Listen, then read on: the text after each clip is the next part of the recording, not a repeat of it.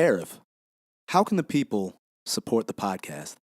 The people can head over to lifeofxpodcast.com, where they will find links to our Patreon page, to our Audible page, and to our Amazon affiliate links. Additionally, the best way that they could support the show is to tell a friend. Also, they can find us on social media. Spread the good word about Life of X. We appreciate your support. Hello and welcome to the podcast. My name is Arif Jadala. And I'm Melvin Barnes. And that makes this the Life of X.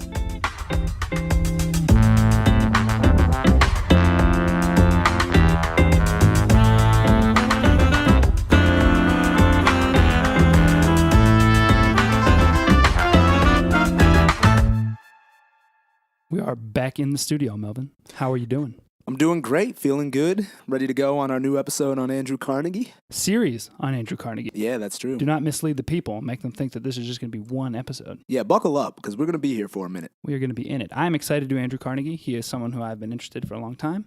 I think partially because I am from Youngstown, Ohio, which is near enough to Pittsburgh to benefit from some of Andrew Carnegie's philanthropy. I've been to several of the museums and the stuff that he left in Pittsburgh. Anything new? Nothing new, just still slogging. Still slogging away. Glad to hear it. Oh, went to British Columbia. Oh. And Washington.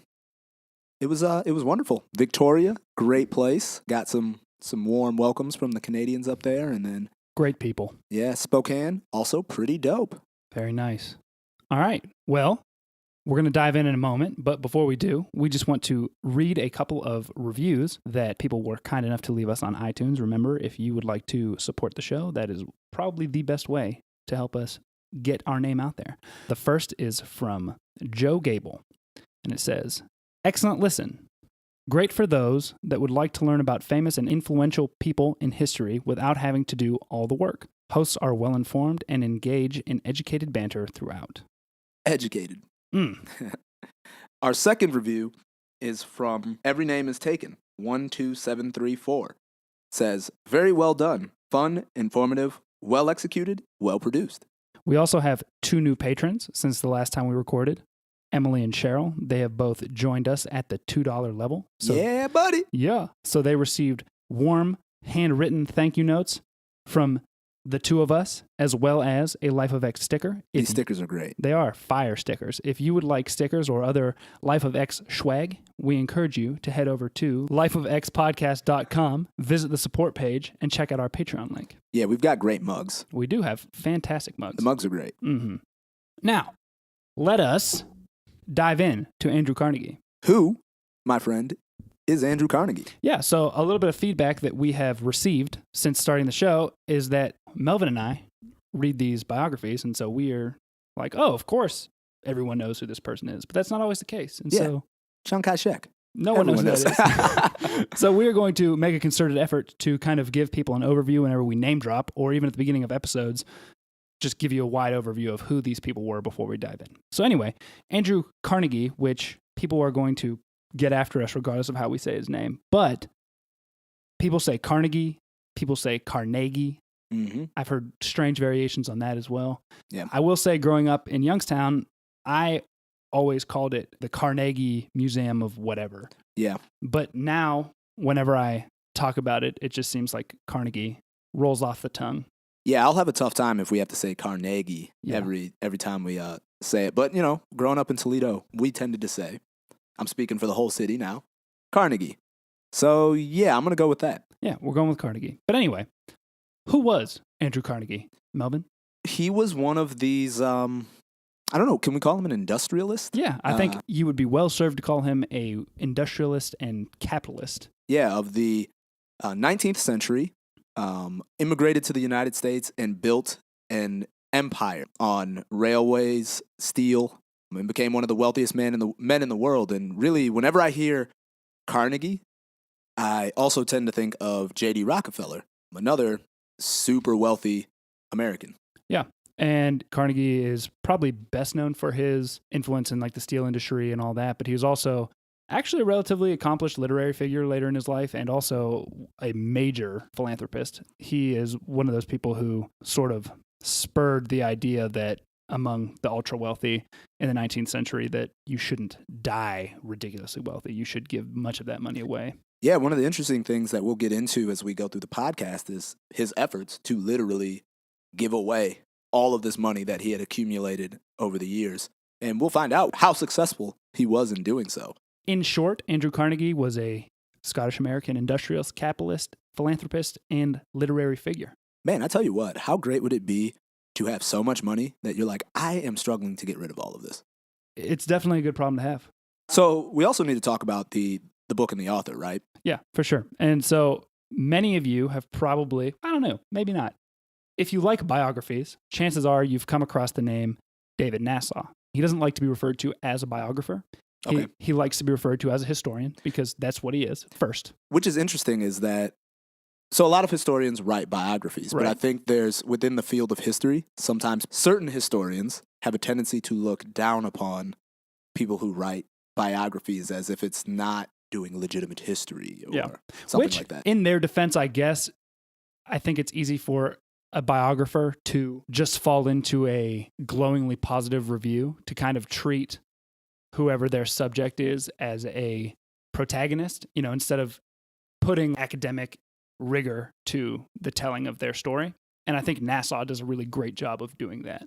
Well, I was going to say, I mean, one thing that is difficult, at least when I hear about people that work on biographies, is it's tough to do a biography on someone you hate. If a biographer can be really objective, or as objective as we can hope to be, that's a good sign. And like you said, I think Nasaw does a great job of kind of talking about Carnegie's good points and not gliding over his bad points. What's interesting, too, and he talks about this in his introduction, that this is certainly not the first Andrew Carnegie biography. Carnegie wrote an autobiography. There have been contemporaries of Carnegie who wrote biographies of him, and there's some disputed stuff in there. And so Nasaw notes in his introduction that if he couldn't verify it independently, he didn't put it in. And so I think that that's something that he brings to the table as a historian. So just real quick, David Nasaw is an American author, biographer, and historian who specialized in cultural and social history of the early 20th century in America. He is faculty of the Graduate Center of City University of New York, where he is the Arthur M. Schlesinger Jr. Professor of History. He's done a lot of writing, obviously. He's got many books that aren't biography, but he does have one biography that I think we should cover in the future, which is of Joseph Kennedy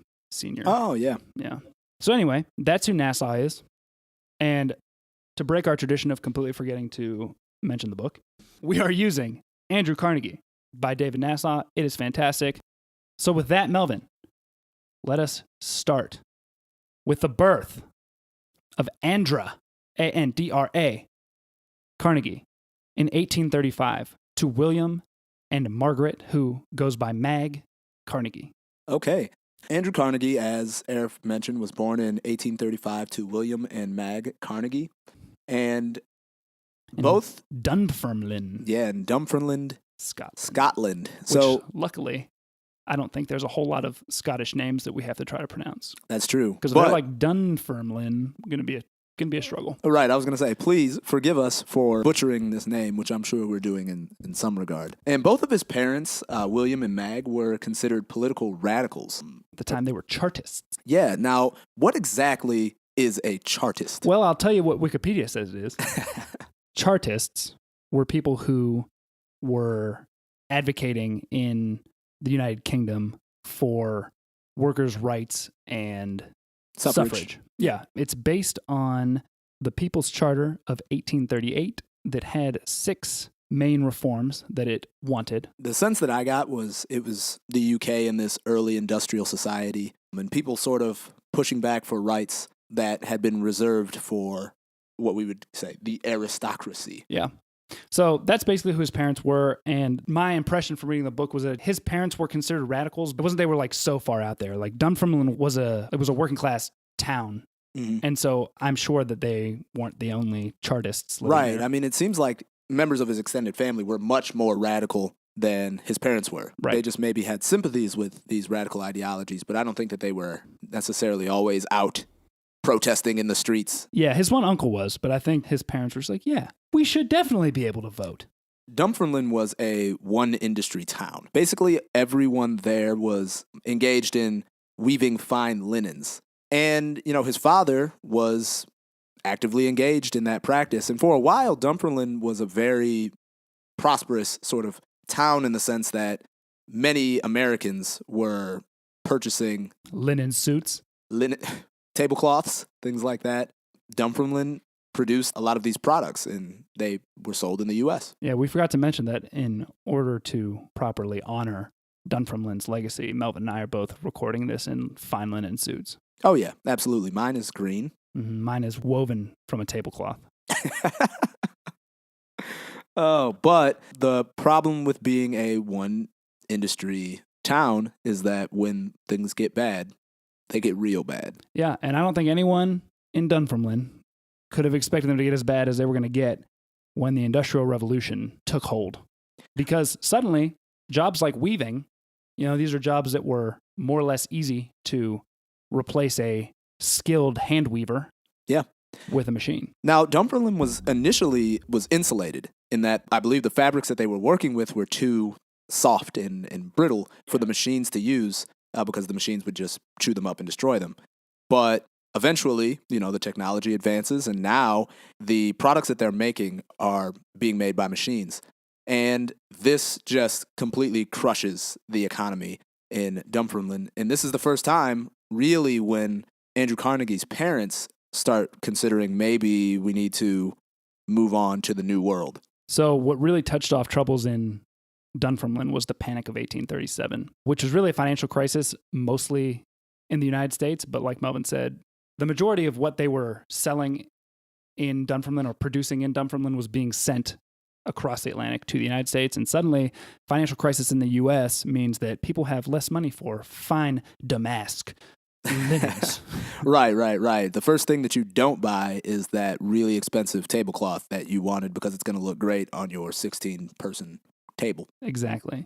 So, Melvin and I have talked about this in the past. There's like a pattern of fantastic mothers, it seems like, with our subjects on Life of X. And Mag was just that. There's also seems to be a pattern of dud fathers. Maybe not as across the board as great mothers, but there's quite a few. And I would say that William was actually not necessarily a dud. He seems to have actually been a good man, just kind of lazy. I would say, honestly, of the dads that we've covered, he's definitely one of the best. Yeah, I mean, he's fine. It's just, he was definitely an oddity for his time because at the time, the man was the breadwinner by any means. And for William, when he could no longer produce for his family, because I don't know if we mentioned this or not, but he was a really skilled weaver. For what he was very successful at his trade. And then when this shut down, he suddenly was a man in his 40s, I believe. He would have been in his 40s when that happened, that he could no longer earn money. Yeah, I mean, I think that part of the downside of being really good at what you do is that you kind of get a sort of, this is specialization. This is what I do. I don't do anything else. And there were times when William probably should have moved into another line of work, but he was dead set on weaving because that's what he does. Yeah, and that's what he's really good at. And when I said that he was lazy, what I mean is that, Nasaw points out that time and time again, while Mag was willing to take on more work, which wasn't well-paying work and wasn't not labor-intensive, William was kind of like, if I can't weave, I'll probably just go read. Right, and even when there were no buyers, he's just weaving. He's like, I'm going to weave this, walk down the street to whatever town and see if anybody needs some products. And obviously they didn't. Another reason that the Carnegies were sort of oddities in Dunfermline was, at the time, everyone was very religious. And they were not particularly religious. They attended, I believe, different church ceremonies throughout Andrew's childhood, different churches, different denominations, that sort of thing. They weren't locked in like a lot of people were. Right. And so that kind of made them, they weren't like outcasts or anything, but people kind of looked at them like, them Carnegies. They don't go to church on Sunday. Mm-hmm. Well, I will say this, and even more extreme than them, members of their extended family, like their uncle was a outright non-believer. And that, for the time, must have been extremely strange in a lot of regards. Yeah. Now, Andrew had 2 siblings. His sister was born first, Anne, and this is kind of peculiar to me. So, at the time, it wasn't super out of the ordinary to have a child not make it out of infancy. And Anne died before her 2nd birthday. But it was interesting to me because, according to Nasaw, Carnegie completely left any mention of Anne out of most of his writing and definitely out of his autobiography. Like, kind of almost made an effort to wipe her from the historical record. And Nasaw sort of speculates that because he idolized Mag so much, he wanted to more or less write out anything that would have laid her low, more or less. That this really affected her, obviously, as it would, like a mother losing a child, and he wanted to forget that. Which is kind of interesting in that if that sort of assumption is correct, that it's like, man, this is a sign of my mother being a bad mother, that a child passed away. It's crazy. And if that is true, what Nasaw was saying, if he was correct in his assessment, it sort of speaks to this idea that it seems like Carnegie always had this view of the world that he wanted to at least portray. And I don't know if maybe he internalized it or not, but it's almost like he saw the whole world with rose-colored glasses on, or at least wanted to paint it that way. In his writing, everything is happy and, you know what I mean, for the most part. And it just kind of seems like maybe he was painting over this like really dark spot. But I do kind of, I get the sense that he probably genuinely believed that he could make the world that way. You know, he could shape it to be this much better place. Yeah, he definitely did. We'll see that a little bit later. But he had another sibling. Tom Carnegie was born in 1842. And Tom... He'll be with us for a long lot time. of this book. Yeah, and Tom and Andrew go into business together later in life. And so he's an important figure going forward. Andrew, while he's in Dunfermline, he's a pretty good student, right? Yeah, so I thought this was interesting, the method of schooling that he had. Nasaw refers to it as the Lancastrian method. And this was interesting to me because when you actually just read about it in its like pure form, in quotations, it actually sounds like it would be a good way to learn. But then you actually read about what the schools were like, it's not a good way to learn. So what it is basically is a way to have one teacher or like master that sits in the center of, ideally like a large hall.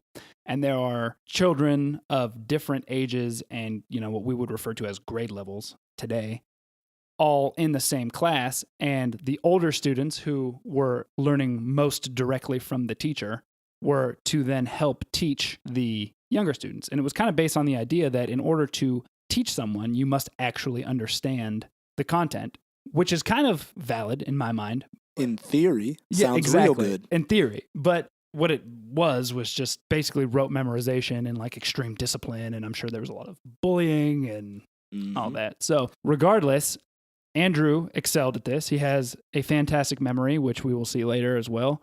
He kind of got ahead with the teacher by kind of being a teacher's pet, which his fellow students didn't appreciate. Regardless, he excelled. He's doing well in the classroom, but the family is not doing well economically in Dunfermline. Mag, as we mentioned before, had on a number of occasions thought about relocating the family to the United States.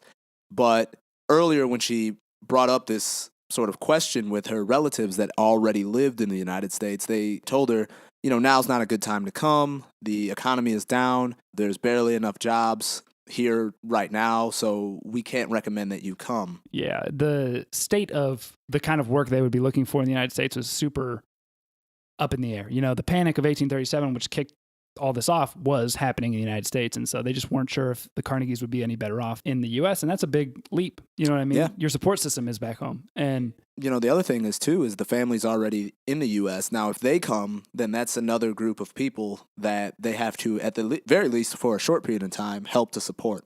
Yeah. And according to Nasaw, by 1845, things in Dunfermline, it was pretty obvious that the Carnegies were going to have to leave. Things were getting real, real bad. Flooding had destroyed many of the looms that they used. There was a quote-unquote disastrous winter of 1847 to 1848. And so in 1847, Mag made the decision that they needed to go. And I have to emphasize, this was Mag's decision. She was the one moving things here. Again, William was trying to do his weaving as he could, but Mag was solidly the head of the family by this point. So she borrowed money from a friend, and they booked passage across the Atlantic to the United States. Which is one thing that's kind of wild. Andrew, when they leave, is only 12 years old. And this was the first time that he had left, can we say the city limits, the town limits? The town limits? Yeah, no, that's crazy to me. For the first 12 years of your life to have never left your town. In studying history, you realize a lot of people in the olden days, whatever that means, you didn't travel widely. Within 5 miles of your home, that was your world. I think it's safe to say that even of our grandparents' generation, they traveled more than that. But I mean, like, it's not strange to talk to someone who's in their 80s or whatever now, and they've never left the U.S. or they've never taken left a couple region of right, the U.S. exactly, or take maybe like a special trip across the country. But like, that's pretty much it. You know, you generally stay around where you're from. Your geographic footprint. Pretty much. That's why I never leave the mighty, mighty Midwest. We ain't afraid of no coast. That's a bald-faced lie. So the journey to America takes 42 days. 42 days. I want you to think about that. On a boat. Because the 12 hours it takes me to fly from New York to Beijing nearly kills me. So 42 days on a boat, crammed with people, most of us broke. This ain't luxurious. Right. I mean, this is a rough time. You are crammed in that thing. Yeah. Man, for 42 days. I don't know. I'd probably just jump overboard and call it. One thing that was interesting, too, so they get to the U.S., and this is something that you hear about a lot when you read about immigration accounts. People who've come to the U.S. from another place, especially around this time, you can kind of remake who you are. Yeah, no, one thing that's interesting is when I realized, like, this is the point in which a lot of those names that people have change. Yeah. Like, they show up and they're like, well, my name is blah, blah, blah, blah. And they're like, that's not going to work. We're going to call you.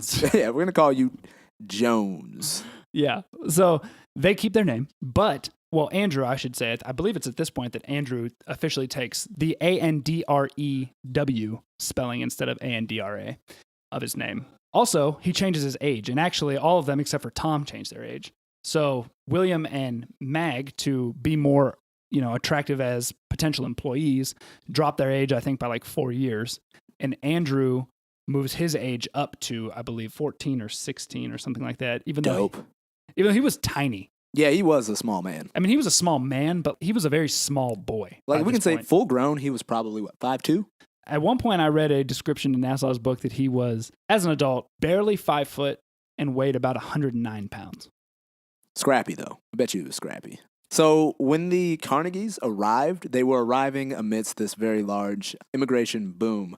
And part of the reason why this immigration boom was so large was due to the Irish potato famine. Now, potatoes, if you don't know, are actually a New World crop, which means they came from the New World, and prior to European contact or whatever with the North American and South American continent, they didn't have these things in Europe or Asia, or at least not the strands that we tend to eat. But we realized that they were an excellent food source. And a lot of the way that Irish people fed themselves by this point in time in the 19th century was on potatoes. And unfortunately for them, there was a blight on the potatoes, which just means that they're diseased or blighted, whatever. Blighted sounds like a curse. It does. It sounds really like bad. A witch cursed all the potatoes. And they turn black. You can't eat them. They're no good. Yeah. And so people were starving. Entire crops. Yeah. Entire crops gone. And I think 1 million people are estimated to have died in this famine. And in order to alleviate the struggles that these people are having, they're saying, hey, we got to get out of here because there's nothing to eat. So they immigrated to the United States, where they thought that they would have a better chance for survival and living a healthy, prosperous life. And this is the situation that Andrew and his family arrive into the United States amidst this sort of tsunami of immigrants. But I will say one thing about the Carnegies, that, a lot of these people who came from Ireland and other places that were rushing to get into the United States at this point, the Carnegies were lucky in some respects, because a lot of these people came without skills. Many of these people were pretty much just like sustenance farmers. They grew food to feed their families, and if they had any extra, maybe they traded, maybe they sold it. But for the most part, their skills were growing food. And that's not necessarily super lucrative in the United States at this point, especially for an immigrant family. And the Carnegies, though, were different. They were literate. They were all healthy. They had family there. They had a support system, even if it was just a few people. That was more than a lot of people had. And they had skills. They had marketable skills. Mag had taken to working with, I believe it was her brother back in Dunfermline, doing the binding of shoes. He was a cobbler. Ah, that's right. And so it's not going to make you a ton of money, but it's something to say like, hey, I can do this for you. And William was a considered master weaver. And so they were going to be able to find work. Yeah, their only problem was that they were broke. Yeah. At least they had skills. But being broke and skilled was definitely a step ahead of many of the people who were coming in at this point. Now, once they arrived in the United States, they took this long, torturous route to Allegheny City, which was annexed by Pittsburgh in 1907. So It's basically Pittsburgh. Yeah, so just think Pittsburgh. And at the time, Allegheny City and Pittsburgh were pretty gross. So gross. Yeah. I mean, this is an industrial city, so everything is covered in black soot, wild animals running around. Do not think of this as a modern city. You go to Pittsburgh now, it's a beautiful city, but this was like a collection of hovels, with giant smokestacks coming out of different parts of the city. You got people, might as well be trying to farm on your street. You got wild hogs, you got wild dogs running all over the place. It was just gross. Yeah, and Arif barely wants to live in a city now. True. I don't understand why anyone would live there. Was this the place where they were talking about kids getting mauled by pigs too? Probably. I don't know. I don't remember that. But I mean, I wouldn't be surprised. Pigs are vicious. They are vicious. You got to keep them in the pens. And another thing, Melvin mentioned the disgusting amount of feces that was probably just laying all, well, not even probably, that was laying all over the streets.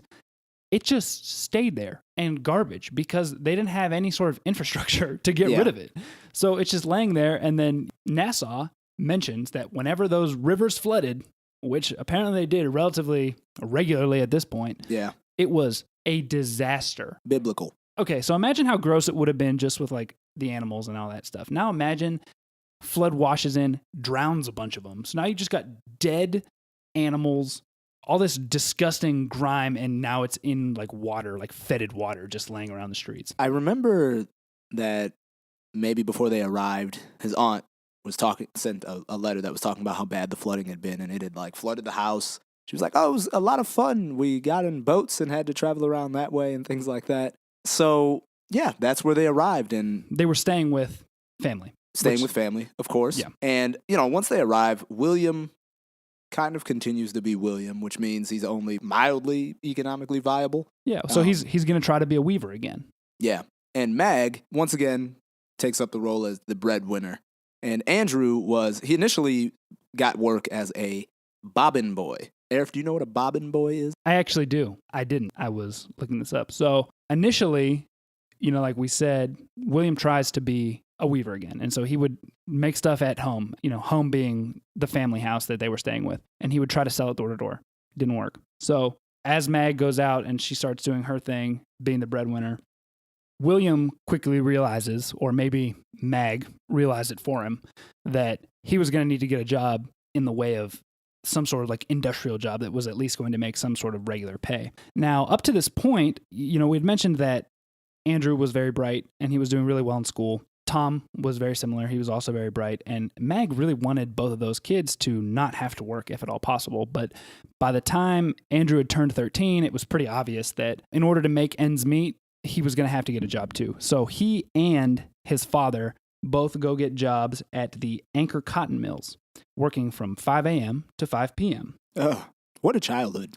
What a childhood. But anyway, Melvin had said that Andrew's job was bobbin boy. And so the way I understand this is at these cotton mills, whatever they were spinning, I'm assuming it's cotton, being this is an Anchor cotton mill, it was on a bobbin, the bobbin being like a circular piece. And so whenever the people who were doing the spinning needed a new one, they would yell, "Bobbin boy!" And Andrew would scurry about and grab them a new bobbin. And take away the old one. Yeah, and replace it. Now, this was an extremely dangerous job because not only were they runners of this stuff, whenever the machines broke, they needed little hands to get in there and fix them. Forget that. Yeah, well, the bobbin boys were usually young boys and very small, and so they were expected to reach their limbs on in there, and more than one lost an arm and several died as well. Luckily, Andrew made it out of there unscathed. Yeah, I'm not trying to get my arm eaten by a weaving machine. Yeah. So, William, he wasn't about working in that mill. He quit almost immediately, which meant that Mag had to pick up the slack. And so she and her sister actually started a little like confectionery out of their house. So while she's doing that and William is back at the loom thinking that maybe he can go door to door again, it's sort of becoming obvious that Andrew has more earning potential than either of his parents at this point, even as a young teenager. Now, Nasaw talks about in the book that Andrew kind of had a knack for attracting the eye of these older Scotsmen, that they wanted to help him just for whatever reason. I don't know, some about his personality or what, but almost as soon as he was given that job as a bobbin boy, which didn't last particularly long, he was pulled by a guy named John Hay, to come and work in his shop that actually produced bobbins. And he was doing some like firing of the bobbins, and unimportant. The important thing is that John Hay paid him $2 a week, which was almost double what he was making as a bobbin boy, and also asked him to start bookkeeping part-time. And so this was sort of Andrew's introduction to like front office work. Yeah. He was really excited to take up that job doing part-time bookkeeping because he hated working with the bobbins because he had to dip them in like petroleum, couldn't stomach the smell. So he was running around working, constantly sick. Yeah, and the impression I got was that when he began doing this part-time bookkeeping, it was kind of his first glimpse into the idea that he might not have to work with his hands his whole life. Yeah. You know what I mean? He was like, oh, like I could be well paid to write and keep record. That sounds way better than potentially getting my arm ripped off by a machine.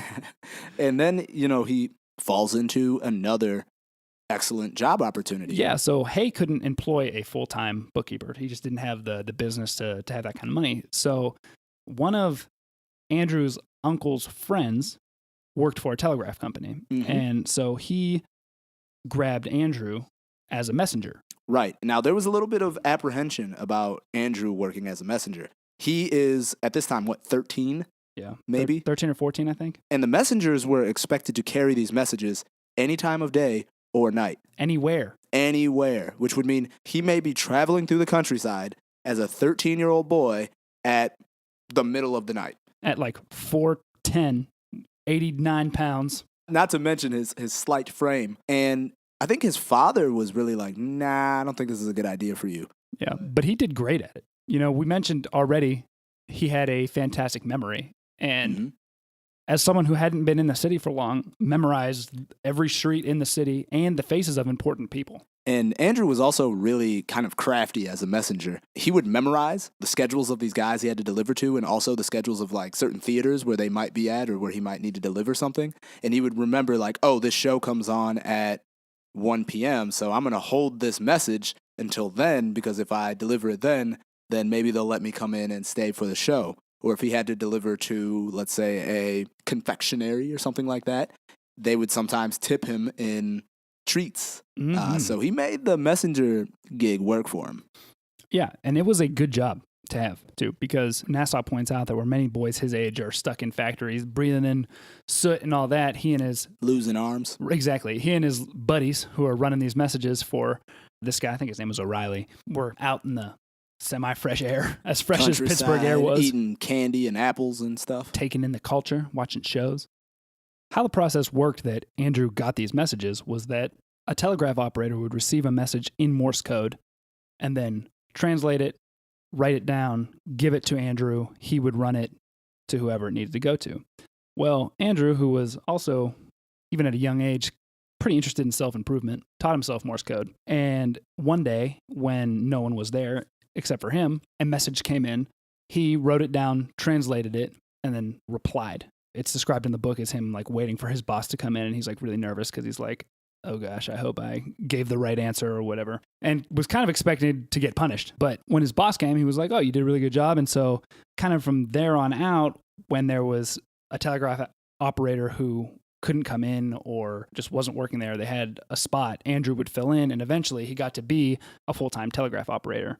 At this point, he's making $4 a week, which is significant in my mind because that was the number that his family was subsisting on before he started working. Yeah, and Andrew, in doing this job, he was doing something that was particularly interesting because, as I've already mentioned, the telegraph work was a two-step process. So it came in, and then it had to be sort of rewritten down. But what Andrew was doing was he wasn't actually translating, or whatever you would call that, into a clear document. He was able to listen to it, see the code, and then respond directly from that. And I remember his boss had said, you need to make sure you're very careful when doing this. And that was one thing that really made him an excellent telegraph operator, was he was just faster than everybody else. It's that memory, man. He's got it. But anyway, so by 16, he's very solidly the family breadwinner. He's making more than his mother and his father. And he realized that even though he always, throughout his entire life, worshiped his mother, he realized that he was going to need to support his parents. And he also became acutely aware of the poverty that his parents lived in. Even as a messenger, he was running around seeing these wealthy people, and even though being poor was just the normal for him, I think at this point he starts to realize that like maybe we can do better. He realized that his dad wasn't able to earn. He kind of realized that in terms of supporting them, his dad was useless is probably a strong word, but kind of accurate, I would say. But he always loved his dad, and in all of his writing, he always spoke respectfully and lovingly about his dad, who passed away October of 1855 at the age of 51. Young guy. Yeah, he was young, and that was right when Andrew was about to turn 20. You know, Andrew really favored his mother, but his father, like Eric said, he spoke highly of him. And his father, when he died, was extremely proud of Andrew, and at one point made it very known that he was proud of Andrew and his earning potential. And Andrew was a very good telegraph operator, and his reputation started to precede him. Nasaw points this out as a turning point, I guess, that as a telegraph operator, he was assigned what is called the Halifax Steamer News. So basically, the way Nasaw explains it is that I'm just going to call it Pittsburgh, even though it wasn't really Pittsburgh at the time. There were 6 news agencies, and they relied on the telegraph operators to get news from other cities often because they got it first. The news coming in from Halifax had to cross several telegraph lines, and if there was any sort of like electrical short or anything like that, pieces of the message would get lost. And so what most people would do is just ask the operator on the other end to repeat. And so they had to wait for the message to go and the message come back. Andrew got really good at inferring what the message had said, and he was almost always right. Because of his talent for getting this right the first time, pretty much, he was assigned that all the time. And one bonus of that was that he got an additional $1 a week for doing it. Now, that is important because according to Carnegie's autobiography, that was his first capital, more or less. Like, he held that back for himself. The rest of his money went to the family. That money was for him. This is sort of setting an inkling in his mind that, like, maybe I can start to invest this capital and make money.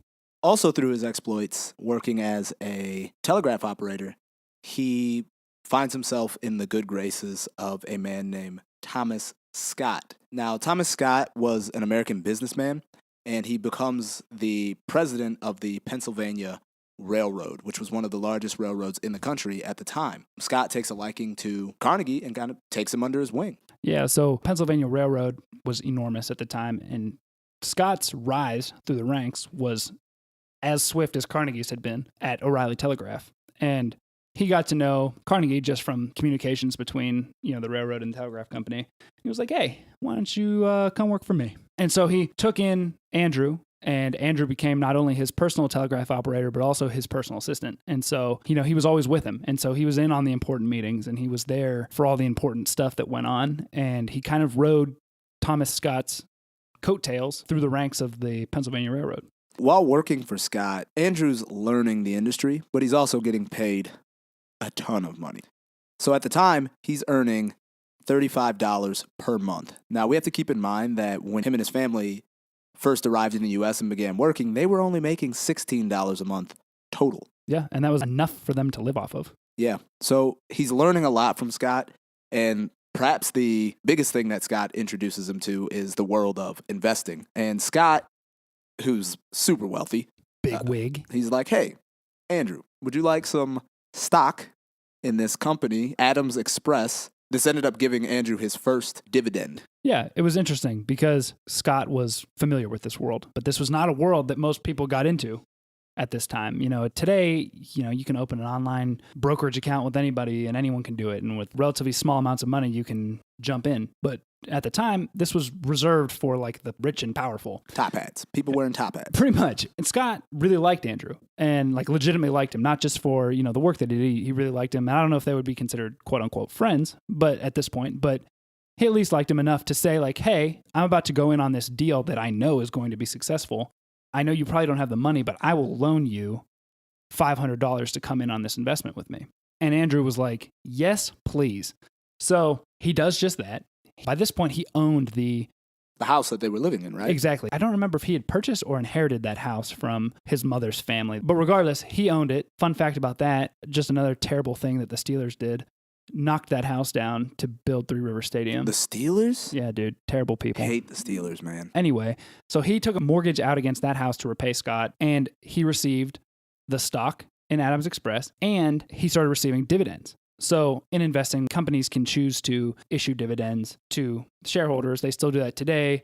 The dividends he was receiving was ridiculous. Keep in mind, his $35 a month was a really big sum at the time. For owning the stock that he owned in the Adams Express, he was receiving an additional $10 every month. Now, let me ask. They were kind of playing with house money here, right? Of course. Yeah. So, today there is laws against insider trading and that sort of thing. But at the time, it was murky. So I'm going to ask, what exactly is insider trading? So basically, insider trading just like broadly refers to you as an investor having insider knowledge that is going to lead to a price of a stock either going up or down. So that'd be like if I worked for a company and before it became public knowledge, and this refers to public companies. I feel like I should just say that before it became public knowledge that, my company that I worked for just bought some piece of machinery that was going to triple our production. That is something that would most likely bump the stock of a price up. Before that gets out to the public, I tell you, and you buy as many shares you can get your hands on. And then the news comes out, price goes up. So that's insider trading.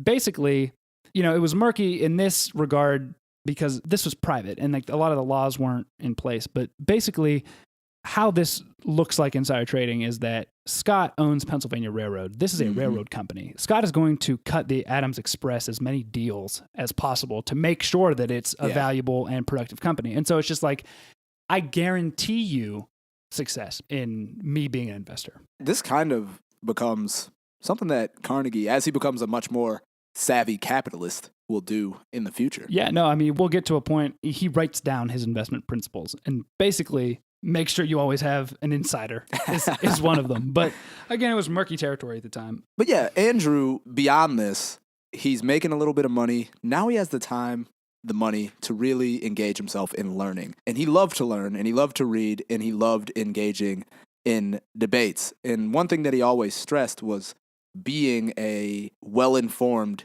and well-read citizen was sort of the essence of being a good citizen. Yeah. And he was incredibly patriotic at this time. Yeah, he was like a hyper-nationalist about the U.S. It's funny because when you look at Andrew, he had more or less inherited his parents' views of being like a Chartist and kind of like what would be considered like a radical from a Scottish perspective. But here in the U.S., he was every bit a company man in regard to the company he worked for and also for the U.S. He was all about it. And he was all on board about the American system of governance. And, Nasaw kind of writes about these long debates he would have with family in Scotland via these giant letters. Can you imagine waiting for that letter like, oh yeah, got him, send it out. Mic drop, postage, 42-day voyage across. It's so funny that like, what was the point I was trying to make? I feel like you would almost have to write two versions of the letter just so you could remember what you had said. Right. And the interesting thing is that his relatives in Scotland were just so fed up with him talking about how great the American system of governance was, et cetera, they'd write back, yeah, slavery? You remember that thing? What's up with that?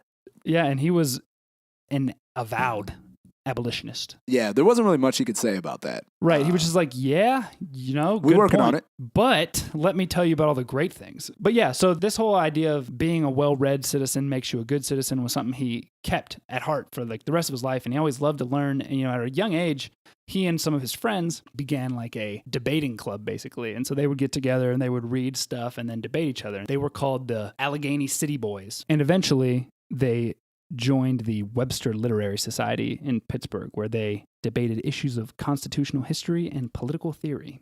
That's pretty good that they joined them because the Allegheny City Boys sounds like a rap group. Maybe they were also a rap group. The first rap group. The earliest. Andrew Carnegie and the Lost Tapes.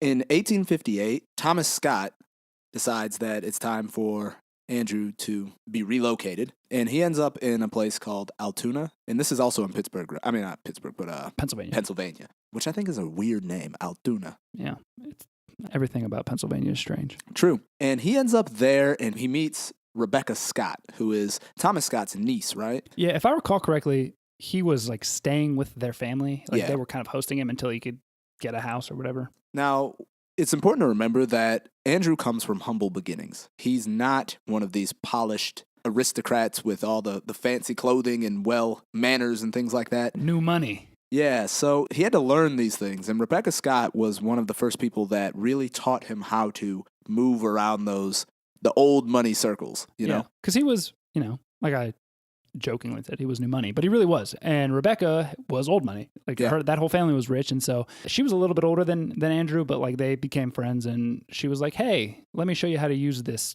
whatever fork. His salad fork. Exactly. Yeah, so she taught him manners and decorum. Yeah, and that's kind of a pattern that Carnegie falls into, is sort of looking to older women to kind of mentor him. And then, eventually he kind of gets established in Altoona, and he sends for his brother Tom and Mag to come live with them. And by this point, he had become pretty wealthy. And so he bought them a house and even hired a servant. Can you imagine that? For them. Going from being broke in Scotland to we've got a house, a servant, and my son's rich.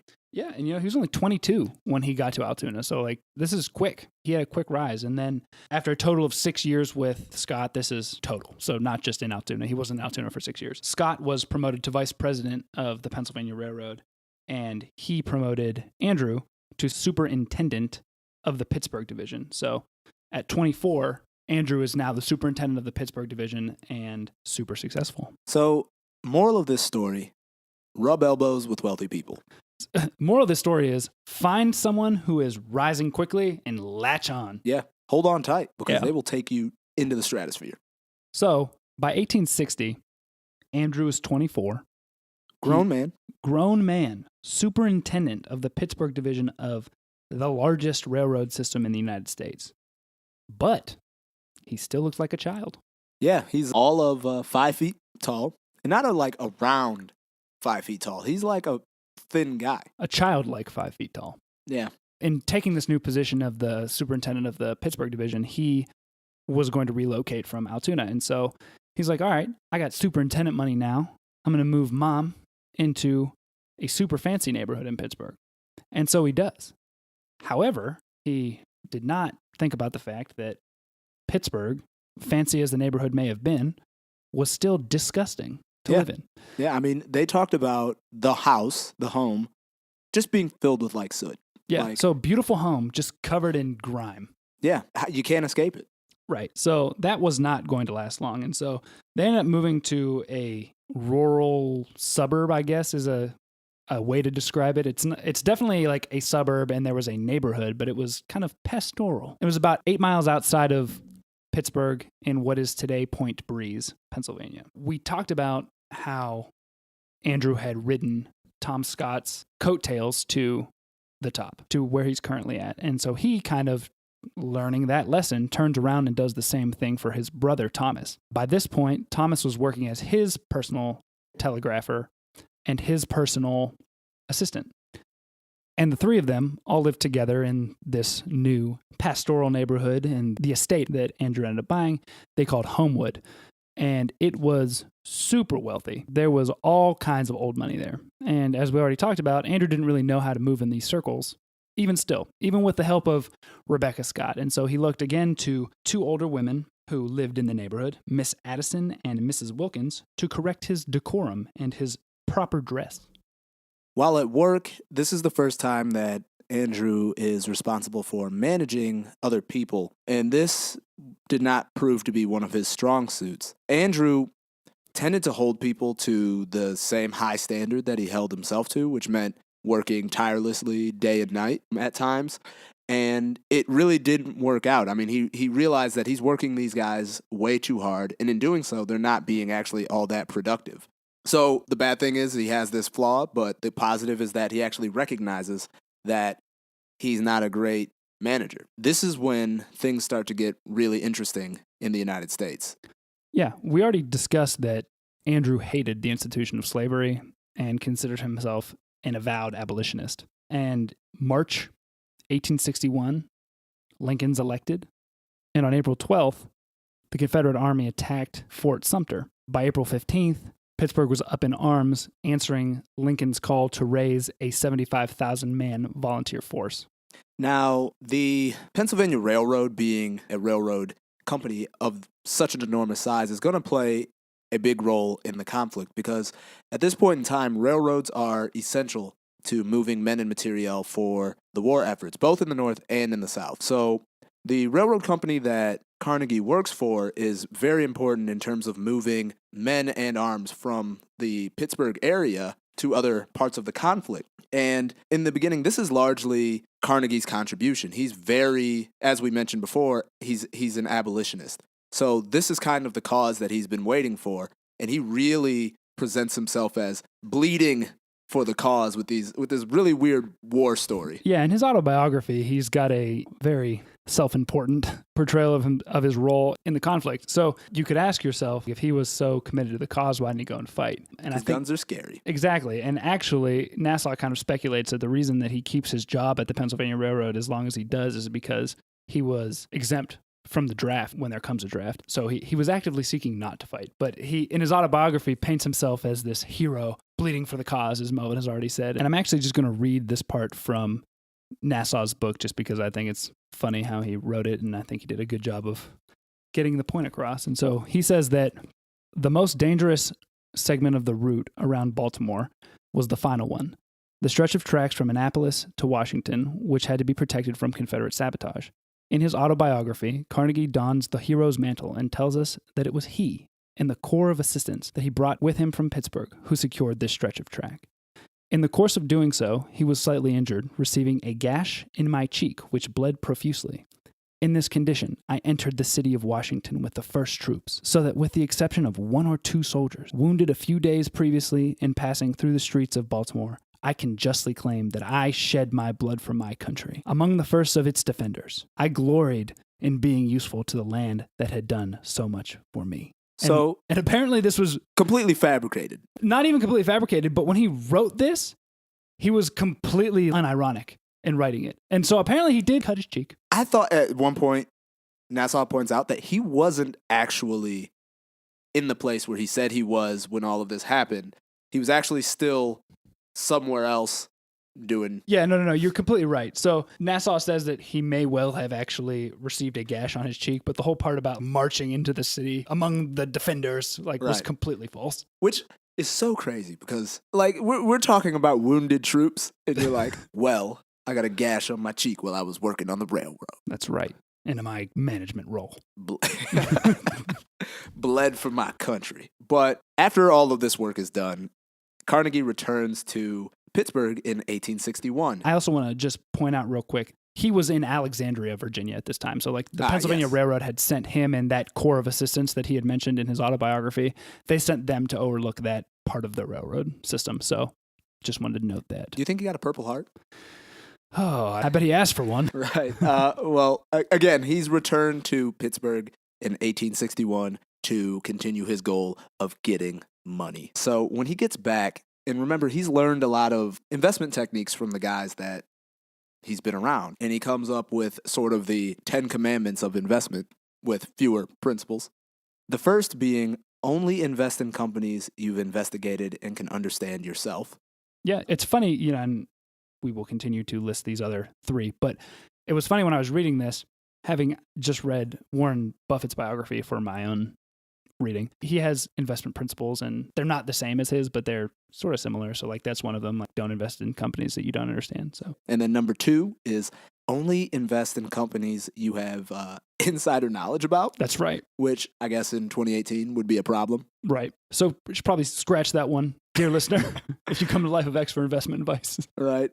Number 3, only invest in companies that sell goods or services for which demand is growing. Makes sense. Solid.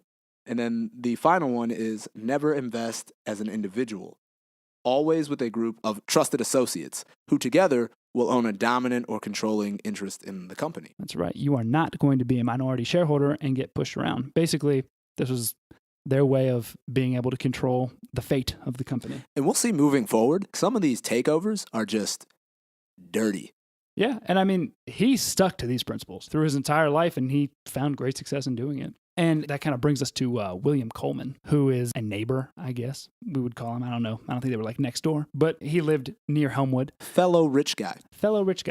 And he had made 2 fortunes according to David Nasaw, once in coal mining and also in iron manufacturing. And he had purchased 500 acres in Oil Creek, which is 100 miles north of Pittsburgh, right as crude oil was taking off as an illuminant. Before this, people had used whale fat, and then like Nasaw lists coal oil, which that apparently smelled was just terrible smelling. Yeah, so people are starting to use crude oil as primary source for light and heat because the whales are their numbers are dwindling, and the coal stuff smelled real bad. And so he formed the Columbia Oil Company, and he asked Andrew if he wanted to become an investor. And so Andrew, sticking to his principles, wanted to go and check out the operation, kind of assess, see if it was a industry that he could wrap his mind around, and he decided that he could.